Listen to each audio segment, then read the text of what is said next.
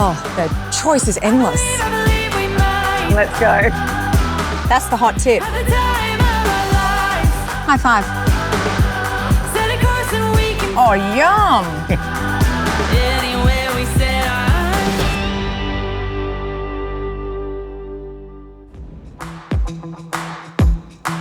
Dardanup in the beautiful Ferguson Valley is a couple of hours out of Perth, and it's here you'll find one of WA's most quirkiest attractions. You wait to see where I'm taking my extra passenger. But first things first, breakfast.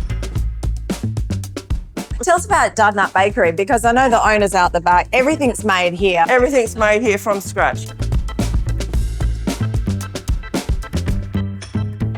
Our sourdoughs are very popular. The white sourdough, we've got grain sourdough. We've got the Reuben toasties, which are really, really popular. The fritter rolls, they're really, really well. We do donuts, cinnamon scrolls, and the almond croissants are fantastic. Yep. I bumped into a lady on the way in. Her name was Judy. They come up every day. Oh, so you know Judy? Yep, Judy every and Frank. Day they came up for breakfast. Is that a common thing here?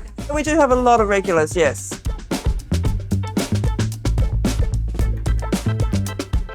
Delicious. Thank you so much. Worries. So you say it's the best bakery? The best bakery. All right, I'll be the judge of in that. Australia. In Australia? Yeah. You heard it here first. Amazing, let's go. And now we're off to meet Jill at Dardanup Heritage Park, a world-class showcase of our pioneering past. It all started out as my late husband's love and passion. I've actually made the big mistake of getting him his first couple of tractors as an interest.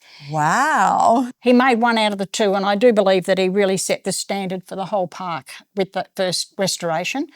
And he made up his mind then that everything we had would be in working order, and we went from there. We opened the park in October 03, and my husband passed away in August 03. What was your husband's name? Gary. Is this like a homage to Gary now? Yes, and all the other people. It wasn't all about Gary. We've had an amazing team of people who have been involved. I've had paid staff and volunteers, and look, it's been an incredible journey with all of them. They're amazing. We're only here for a day, but I think I'm going to move in because it's going to take me a week to get through this. Well, if you're going to move in, we've got a replica mill settlement up the top. We can always probably find you a bed up there. Absolutely. I think I might take that cart over there. Why not? Why not?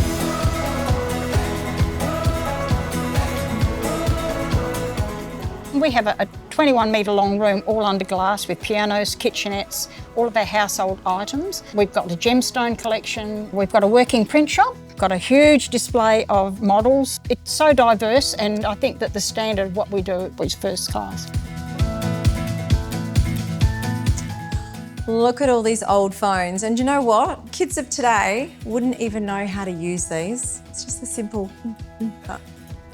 Huge amount of this collection, I'd say about 90% of the collection here was salvaged from under a house. Really? How many sheds do you have? 26, I think. 26 sheds. What number is this one? 8.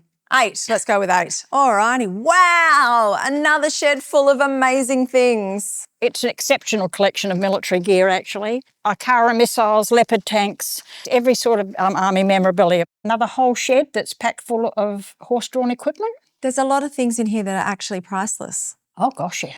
The value to me, and always has been, is the joy that it's giving to everybody and the memories from a lot of the things. Well, every single piece of equipment or machinery has a story, doesn't it?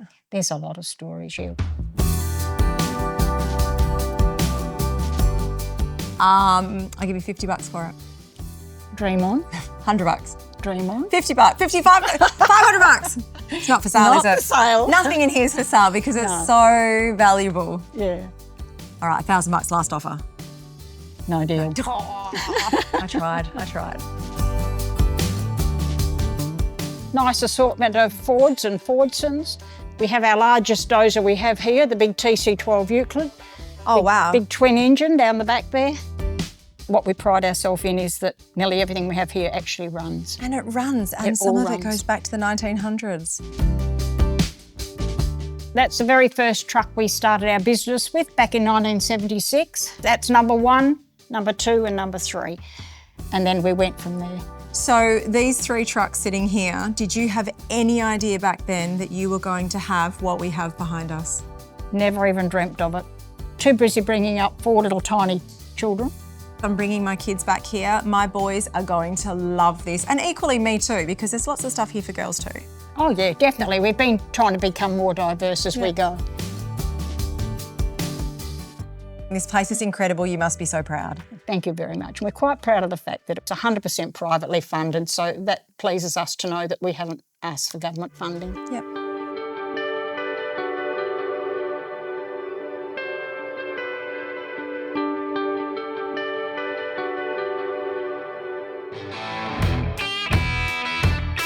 Dardanup's historic tavern, or the Dardy as it's known locally, has been a part of the town since 1905, when the current hotel was rebuilt after fire destroyed the original.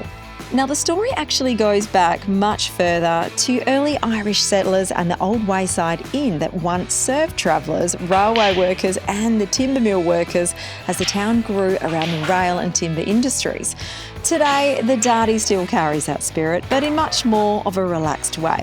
And it's a soda water and a game of pool for me before heading off to explore.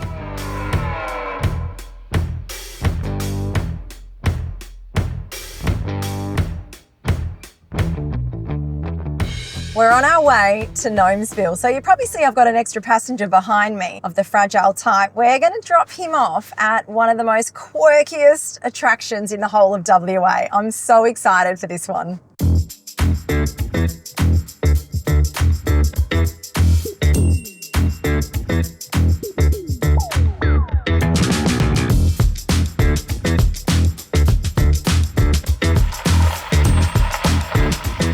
Wow, that is incredible. I knew this would be whimsical, but from the roundabout you can see thousands of gnomes. So, one more thing to do.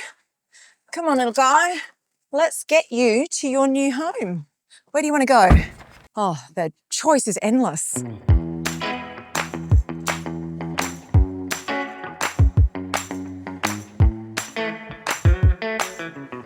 Everywhere you look, there's a little story going on with the gnomes.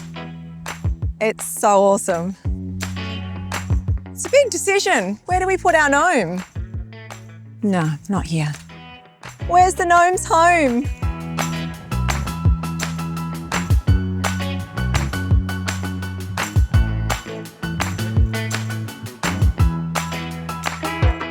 Okay, so the story of how this incredible place started, Kathleen back in the late 1990s came and found this place and went, you know what, it's a really good place to put a gnome. So she started the first one, and then since, so many people around Australia and the world have brought their gnome and added it to what's now called Gnomesville.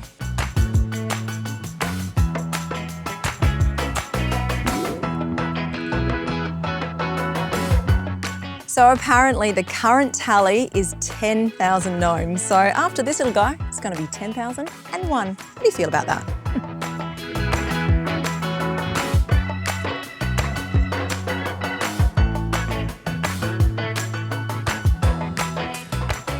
There's only one more thing to do.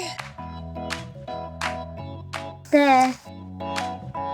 You reckon a good place is here? Yeah. Do you want to put him down? Ready? Yeah, they're the same gnome. Isn't that amazing? High five. High five. High five. High five. Yeah. This is where the gnome ends up. Thanks, guys. Oh, I'm going to miss him. Bye. Honestly, I could spend all day here, but we do have a full itinerary today, so must press on. But honestly, there is no place like Gnomesville. He laughed.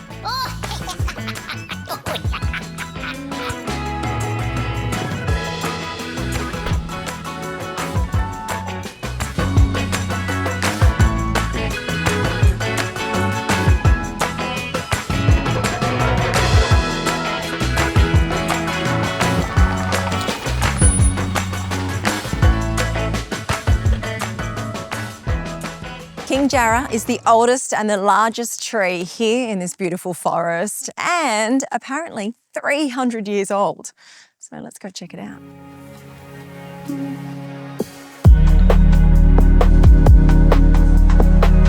Oh, wow.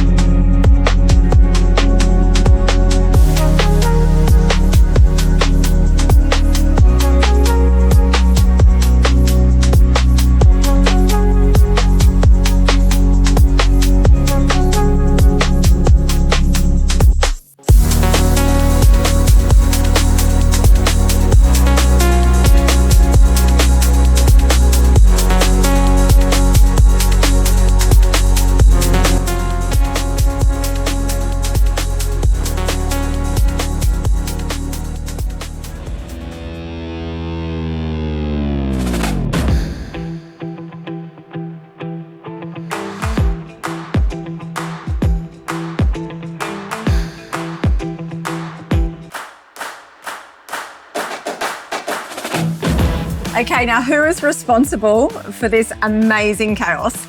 Oh, look, the chaos is my responsibility, but the amazingness comes from the fact that my wife wanted us to own a brewery. Oh, everywhere you look here is so quirky. I know, right? Yeah. Right down to the fact that there's a short little bald man serving you at the bar who actually makes all the product. I'm not even a brewer. I just make beer. I must say, coming in, it says hot beer, lousy service, have a nice day. I know. You forgot about the bad food. And the bad food. I know. So your standards are quite low then? Yeah, we keep it at that level there. It's really easy to achieve. How do people take your sense of humour when they walk in? I don't think we've had a negative reaction yet. I mean, when you set the standards so low, if people are coming in the door still, they're expecting very little, and when you give them a lot more, it's very easy. What are you known for? We were predominantly known for our chili and our chocolate beer.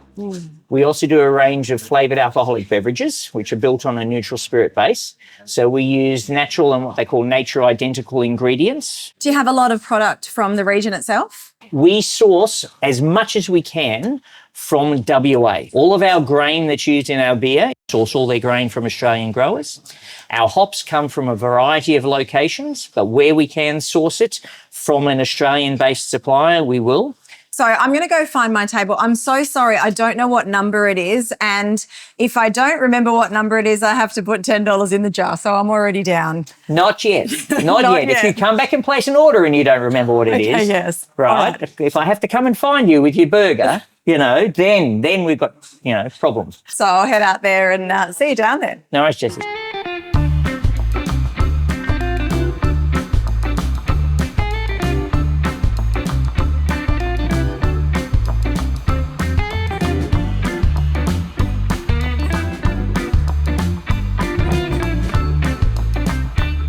I do want to ask you about these hats. Yes. There are so many. What's the story? People just come and drop them off, or? So that started off as lost property. That's what happens when you leave a couple of hats hanging up. You end up with a collection of hats, but we don't collect hats. Oh, you don't collect them? We don't collect. It's lost property on steroids. Well, look, Gnomesville's down the road, so why not come to Hatsville? Have you thought about naming it Hatsville? Absolutely not. No? No. Okay, the big question. Yes. How many hats are up there?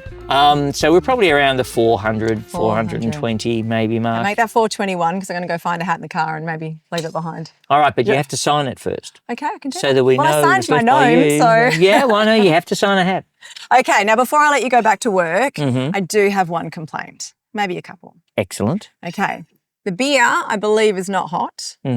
The service is not lousy. We've actually had a really good time here. Yep. And the last one being the food. It's pretty awesome. Excellent. So if you could have that in writing and, tell your people that's my complaint. All right, beautiful. I'll make sure the signs outside are changed. There are so many wineries here. How do you choose? Well, they make it very easy for you because a lot of the wineries that are here are brilliant at what they do because the people that are doing the wineries have a genuine passion. They have retired to do that. Therefore, they're not necessarily interested in being open 7 days a week because this is their passion. So you can easily come here every day of the week and find a different one that's open that's worth visiting because they all do a brilliant job. That's the hot tip. Just come here every day of the week and try it out. Absolutely. I like it. You should put that in your tourism pamphlet. Okay. Okay. Thank you, dear. Thank you so much. No worries.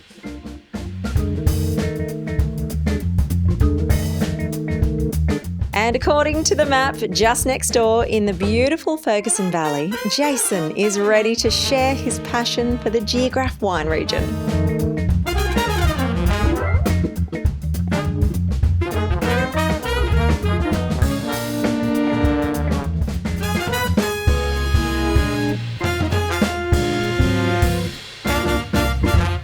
So Ferguson Valley is a small part of the broader Geograph wine region. The benefit of the fruit here is that we're sort of in that Goldilocks zone. So, Margaret River's a little bit cooler, Swan Valley's a little bit warmer. So we sort of get that middle ground of ripening and harvest time as well. So, we do get the heat, but we also get the cold in spring. St. Aidan's was established about 30 years ago and named after the church that's right next door. Yep. St. Aidan's Church. And you're a family-owned business. Yes. And you've got all your kids running around here, which is amazing. I know your wife's heavily pregnant at the moment. Yes. What's it like owning and running your own winery here in WA? It's pretty special, actually. Yeah, so it's definitely not without its challenges, but it's very rewarding to obviously see all these grapes out on the vine and then get it into bottle and for people to enjoy. We do really well with these alternative Mediterranean varieties. We're actually in the most diverse region in Western Australia, growing the most varieties. I believe it's over 35 at this point in time. Yeah. We do 9 here, so Cabernet, Chardonnay, which are the sort of no-grape varieties, and then we do Fiano, Tempranillo, Malbec, Merlot, and we've also just grafted Nero di Avola as well. Pick one like that. Right, this one? Yeah. Fresh from the vine. Oh, yum! So juicy. Yeah, so I've got a good idea. You should make wine with this. Really? We will. Should. I reckon we should too. Yeah, it'd be a good idea. That is really good. They are. They're like cotton candy grapes. It's I'm surprised because I thought that'd be, I don't know, sour or... Yeah. No, these are really sweet. So these are the muscat. So we're pretty well known for our fortified muscat that we make. So yeah, these are currently hanging just to dry out a bit more because we let them raisin and get the sugars really, really high. And then we process them, add ethanol, and that makes our fortified wine. And in general, how do you make wine? In general, so it's a big process. Obviously, you've got to grow it.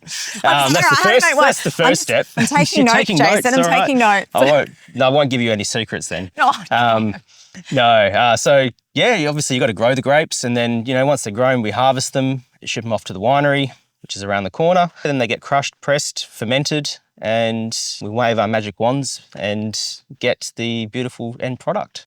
I think something special about Ferguson Valley, when you open the tourist map, you can just go eeny, meeny, mony, mo, and guaranteed you've landed on a beautiful winery. Exactly. You're not going to make a bad choice out here. Yeah.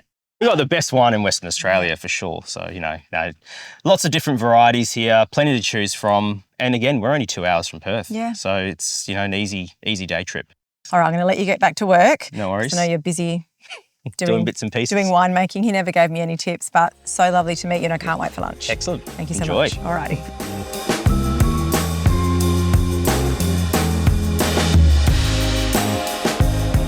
From vine to wine, this is the Muscat, and I couldn't choose something in particular, so I just got a bit of everything. Taste test. Wow. Let's see.